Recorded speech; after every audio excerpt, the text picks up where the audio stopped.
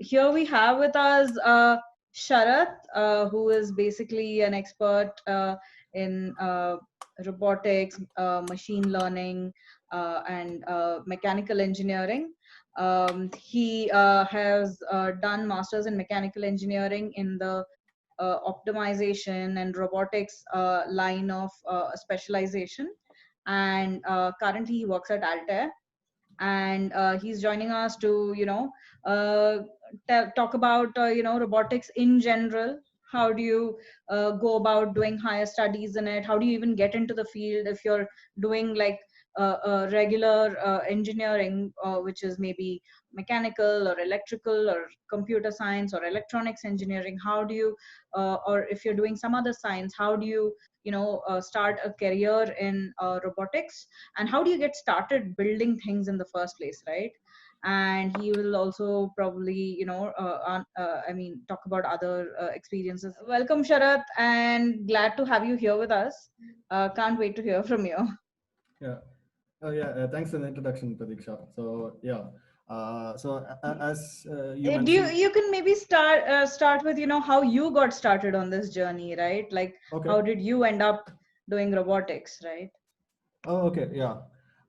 So it was kind of by accident. It was not by design or by choice or anything. So what I did during my bachelor's at BMSCE, it wasn't related to anything particular to robotics at all. It was just a normal your normal undergrad experience that one would have. When I went for my master's at University at Buffalo, uh, I decided to approach a professor who was doing a bunch of stuff. His background was in the field of optimization. He was actually an expert in optimization, and he was a young guy. He was maybe like 10 years older than me. So he had just joined UB as a faculty member, and he wanted to set up a lab. So his long-term goal was to make a lab that was similar to that of Vijay Kumar.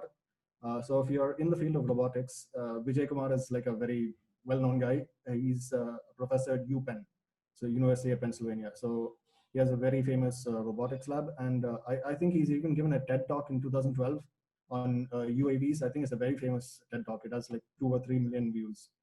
So yeah, anyway, so my advisor wanted to sort of get into what Vijay Kumar was sort of doing, but approach it from a different angle altogether. So he wanted to incorporate like bio-inspired algorithms in the field of robotics, because his main philosophy was, if we want to mimic AI, if you want to ensure that AI gets better and better, at some point we would have to mimic natural intelligence. Uh, so that is again derived from biological inspired systems. So that's how I ended up working in his lab, and that's how I ended up getting acquainted with optimization, with machine learning, and with robotics in general. Yeah. Very, very interesting start there. So you mentioned machine learning and bio-inspired algorithms and all that. So robotics seems to be this very interdisciplinary kind of a field, right? Like where you, even if you have different kind of expertise or different branches, you're coming from different branches, you can enter that field and contribute somehow and get involved. And uh, can you please talk more about the interdisciplinary nature of this, and like what are the different maybe topics or branches involved?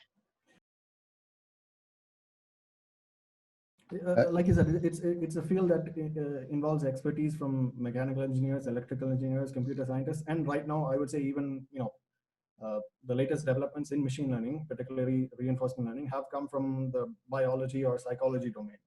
So it is like a mix of all those people. Now there are certain things that you would need to know. For example, a mechanical engineer would have expertise in mechanics of the robotics, like they would know how the robot would physically move. Uh, and a computer scientist with his expertise in, say, maybe machine learning, would be able to program high-level decision actions that the robot should take. And a control engineer would ensure that the whole thing works together in a seamless feedback loop. Uh, yeah, so that's like a gist of where different parties come together in robotics. I see. I see that is quite interesting. So, um, you shouldn't think that only, like, let's say mechanical engineers or electrical engineers can do robotics, right? Or become expert at it, experts at it. So, with regards to all this, what are the most interesting um, topics, or what are the most interesting uh, things in your field right now, right? Like, what are the interesting and exciting things happening in robotics? I mean, it's always exciting with robotics, but what things that are happening now do you think personally they are exciting and worth noting? One would be maybe three things if you include self-driving cars, but that technology might not be, translated to everywhere. Maybe not in India, for example. The other things, if you ask me, would be swarm robotics and robotics in healthcare. So swarm robotics is like a group of robots doing, coordinating with each other to achieve a task. So you must have seen like a flock of birds, or even like a colony of ants, right? They all work together in teams to forage for food, scavenge for food, and bring the food back to their base. So swarm robotics is like a branch of robotics which hopes to emulate, again, from bio-inspired domains. How can we expand applications of robotics using a team of robots? So one interesting thing, what swarm robots could do is in fighting diseases, through drugs. Yeah. So swarm robots can theoretically be very small. They could be in the scale of a micro scale form factor, and they could theoretically be used to fight drugs as well by, That's a what they very can. interesting application of robots. One would never think that Yeah. robots, a swarm of robots, could be possibly that small and they would help. So, just talking about what's happening right now. Do you think having a swarm of these kind of robots would have helped fight COVID-19? Right? Maybe not in the drug application, because I'd say that's like 50 years away from now. Okay. But Okay. there can be ways that robots can be used. They can be used I as see. I see. I see. cleaning robots in I hospitals. see. I Yeah. see. Okay, cool. And you were talking about the other exciting thing that is happening in robotics. Yeah. So that is with healthcare directly. You have seen, so right now there has been an increase in minimally invasive surgery done by robots themselves. So that is also another interesting field which is growing. Uh, yeah, where robots take the role of actual surgeons. I see. I do see ads around about that in Bangalore, right? At least I've seen some hoardings saying Hmm. robot-assisted surgery. So it's happening even right here. But I would assume that the technology was developed elsewhere and these machines were imported, right? Yeah, and I would say Okay. they're not fully developed. Also, I'd say they Okay. still need decades. Okay. Yeah. Okay. So they would be more like an assist, surgery assist or Hmm. something like Yeah. that. Okay. Okay. Could you also speak about drones? Because not many people think of drones as robots, but they're also robots. They are autonomous vehicle robots, right? Yeah. So the application of swarm robotics, right? That is closely related to UAVs or drones. So one interesting case study of using drones is in search and rescue. So like a very large, suppose you have like a forest fire or something, and you need to locate people stranded in the area. So swarms of robots, UAVs in particular, have been deployed to help in search and rescue operations. And they've also been used in like large scale farming. So if you go to the US or somewhere, right, you can see these farmers have huge farms. We're not talking about a couple of acres, we're talking about tens and hundreds of acres. That's the size of farms that they operate. So drones can also be used there in swarms to assist farmers in soil management and all that stuff. Okay, interesting. And I also heard that somewhere in Africa, now they're using drones for rescue supplies Yeah, in light of COVID-19 and all yeah, that. yeah. So those are very useful. So drone So delivery program. drone delivery. Yeah, yeah, Yeah, so that might soon become a thing, yeah. right? Because, yeah, please. Yeah, and also drones, uses of drones in large warehouses. So Amazon Robotics, they operate like very large fulfillment centers, as they're called. So they're basically warehouses where they store all their products for shipping. So they use drones to, scour the whole area and get to know the layout of the area and know where the products are placed. Yeah, that's another example of drones being used. Okay, pretty cool, pretty cool. In all these different applications, would you say the same principles of robotics are applied? Um, uh, okay, what are the few fields that are common to all of them, right? That you have to Yeah. kind of know. Yeah. So all these robots, whether you're operating a self-driving car, whether you're operating a simple ground robot, or whether you're operating a UAV, certain things are very common. Those are your control systems, your mechanics, your sensors, and your general electronics and the intelligence. So I'd say these are the four individual ingredients to almost every robot.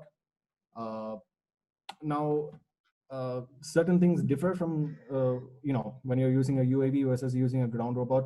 Your control architecture might be different, but you still have the same four ingredients. Hello. Yeah, yeah, okay, okay.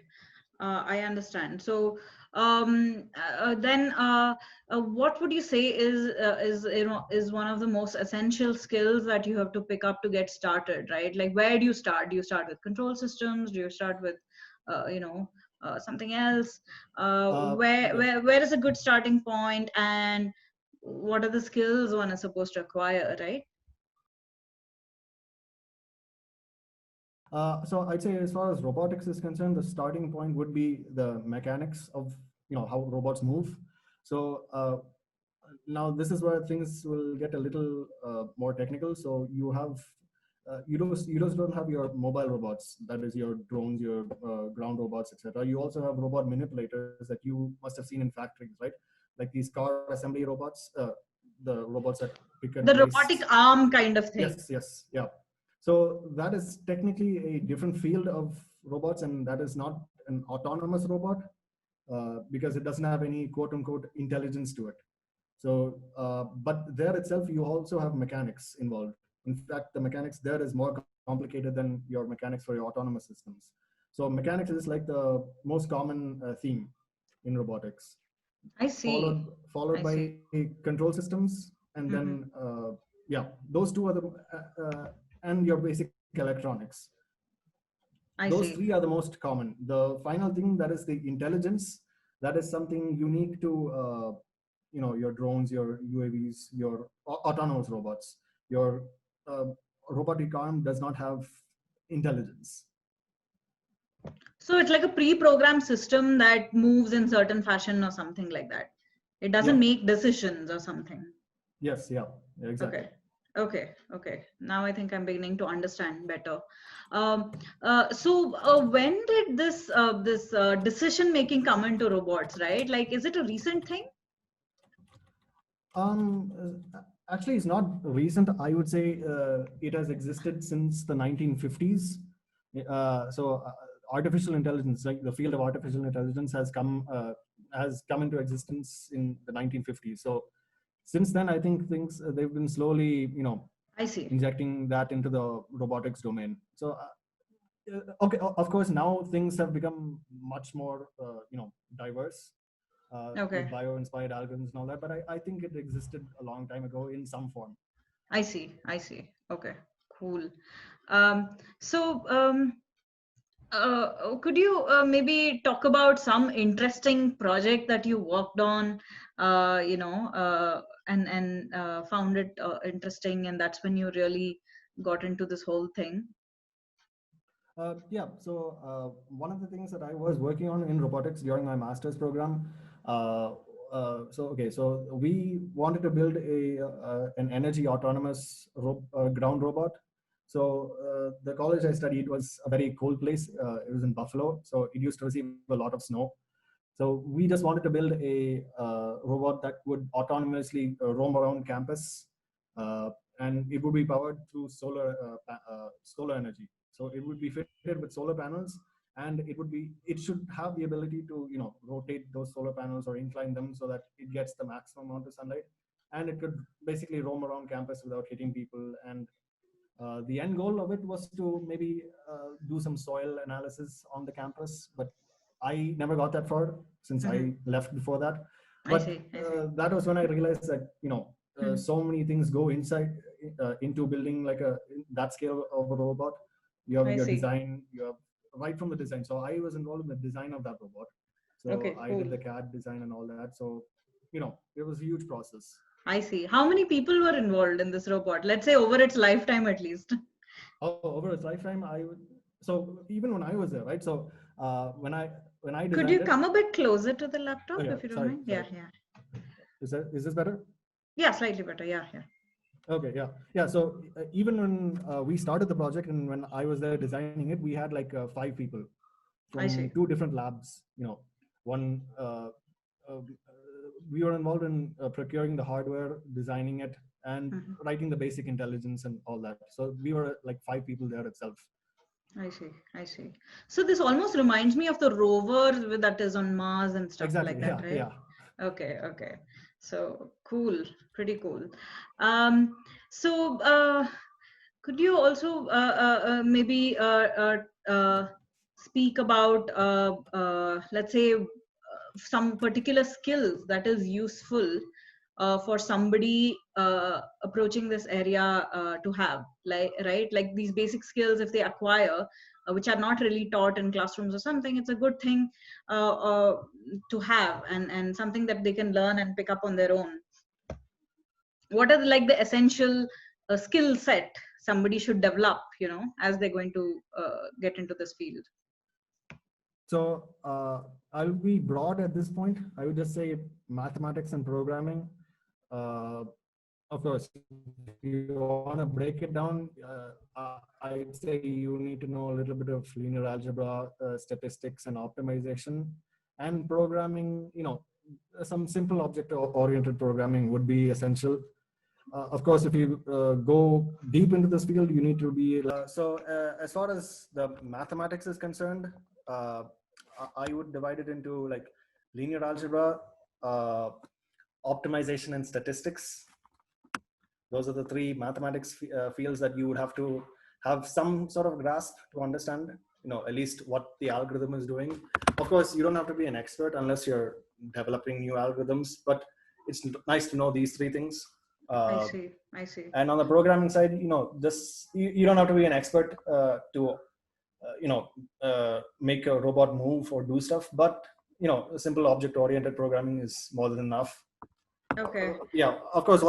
If you're developing these algorithms on your own from scratch, as you might do as your PhD student or something, then you might need to know in-depth knowledge of certain libraries in C++. But yeah. I see. So these can be easily learned, right? Like, for example, what is the object-oriented program that you recommend for somebody to start with? Yeah, I'd say Python. Yeah. Okay. So Python, and there are many like, what do you say, courses and things like that available online for Python, I'm sure. And what level of Python should you know? Is it introductory Python, or slightly like, you have to know all the different, libraries and commands and stuff like that? Just an introductory level should be enough to get started with robotics. I see. Yeah. Cool. And the thing is with Python, it's a very versatile language, and everyone is using it in the machine learning community. So right. The skills that you pick up here, you can easily transfer it to machine learning. That is so I would say autonomous robots is a field that is very closely associated with machine learning as well. Is it interesting? Could you speak more about that and what role machine learning is playing? And is it specifically only like computer vision, or is it some other part of machine learning and stuff like that? Right now there are basically 2 main applications of machine learning in autonomous robots. One, as you said, is the computer vision area. The second is something that is less explored in the industry, but Okay, so that is basically a control of robots using reinforcement learning. So if you're sort of familiar with the concept of machine learning, you know that there are basically three paradigms: supervised, unsupervised, and reinforcement learning. So reinforcement learning doesn't see much use in many of the other industries like data science, your healthcare, or manufacturing, but it sees its use as a control mechanism to control robots. I see. So it's a major part. And do you think without knowing machine learning, is it possible to build robots? Yes, to build robots, to make robots, do simple tasks. Yes, but to do more complicated stuff, or to be involved in the state of the art, then you will need to know machine learning. That is very interesting. Machine learning seems to have become this very important field that is affecting many, many different areas of science and engineering, right? Yep. And that way, the skills picked up during this autonomous, building a robot or something, are extremely transferable. I Yep. mean, you can basically go into even software engineering, etc. If you're looking for career options after that and seeing whether the skills that you develop now will be useful later and things like that.